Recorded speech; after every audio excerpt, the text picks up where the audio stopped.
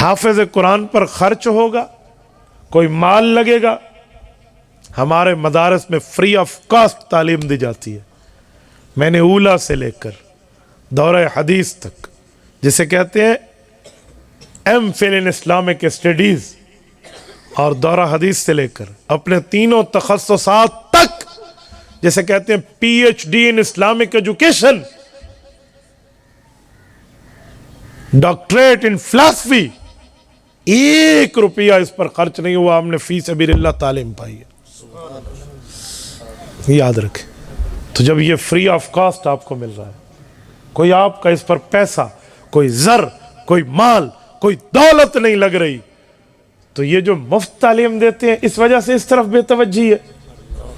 اور جہاں پر سبجیکٹ آپ کو 1000 پے کرنا پڑے، ایک مضمون کے پڑھانے کے لیے ٹیوٹر کو 1000 روپے تمہیں دینے پڑے، تو اس تعلیم کی قدر کرتے ہیں.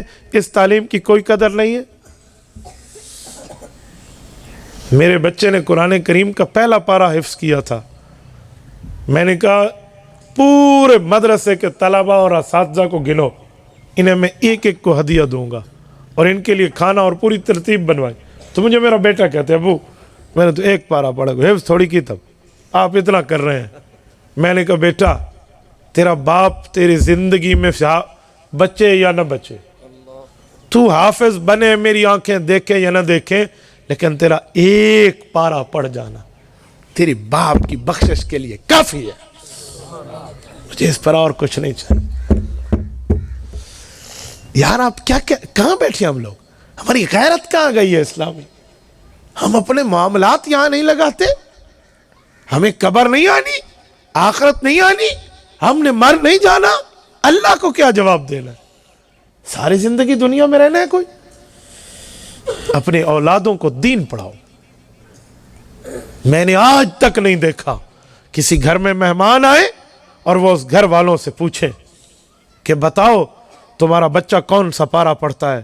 سب پوچھتے ہیں آپ کا بچہ کون سی کلاس پڑھتا ہے اسکول میں. کیوں؟ ہمیں اسلامی تعلیم کی قدر نہیں ہے؟ ہم نے کلمہ نہیں پڑھا؟ اور میرے نبی پاک نے اس قرآن پر اپنی جوانی کو لگا دیا ہے. سنو سنو، مسند احمد میں حدیث موجود ہے. حضرت ابو بکر صدیق رضی اللہ عنہ راوی ہیں. حضور پاک نے فرمایا یا ابا بکر شیبتنی ہود و خواتہا. قرآن کریم میں سورت ہود اور اس جیسی صورتیں اتری جس میں آخرت کی تذکیر کا ذکر ہے. اس قرآن کے نزول نے تمہارے نبی کی جوانی کو بڑھاپے میں بدل دیا. وہ کیا بڑھاپا اور جوانی تھا؟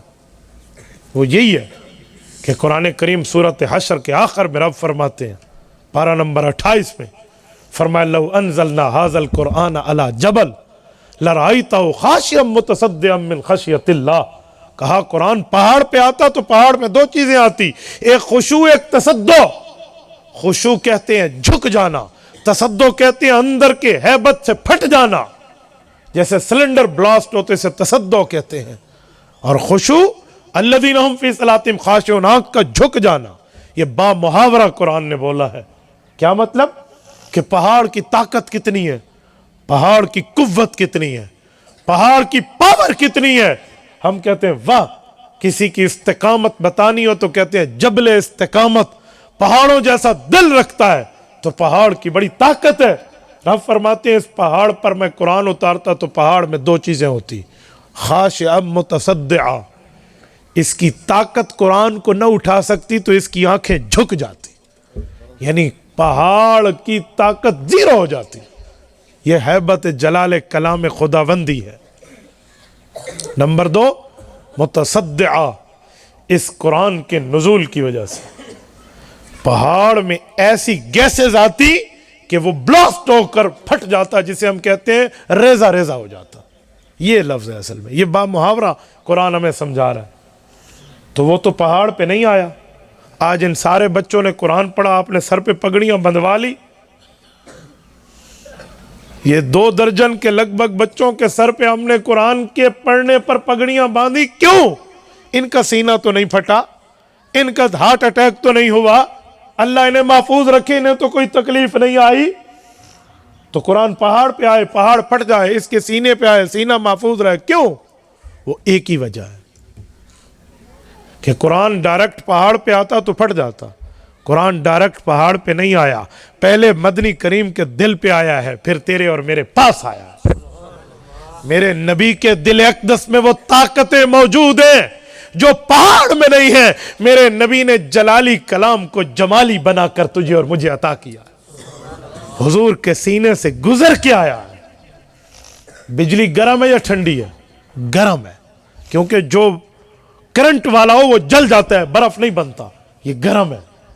تو جب گرم ہے تو پھر اے سی کیوں لگاتے ہو بجلی آن کر کے کہ کمرہ گرم ہو نہیں ٹھنڈا ہو؟ فریج کیوں رکھتے ہو؟ فریج میں کوئی چیز کھولنے لگ جائے, ابلنے لگ جائے؟ جی نہیں, وہ ٹھنڈی ہو جائے. کیوں بھائی؟ بجلی گرم ہے. فریج میں, فریزر میں اور اے سی میں کولنگ کہاں سے آئی؟ ٹھنڈک کہاں سے آئی؟ برودت کہاں سے آئی؟ اس کا ایک ہی جواب ہے کہ بجلی گرم ہے لیکن کمپریسر سے کنورٹ ہو کر آ رہی ہے, کمپریسر سے گزر کے آ رہی ہے, تو اس کی حرارت کو برودت میں بدل دیا گیا ہے, اس کی گرمی کو ٹھنڈک میں بدل دیا گیا ہے. میرے دوستو, کلام خدا جلالی کلام تھا, پہاڑوں پہ آتا الٹا کے رکھ دیتا, لیکن وہ حضور کے جمالی سینے سے گزر کے آیا, تیرے میرے لیے شفا بن گیا. وَنُنَزِّلُ مِنَ الْقُرْآنِ مَا هُوَ شِفَاءٌ وَرَحْمَةٌ لِّلْمُؤْمِنِينَ.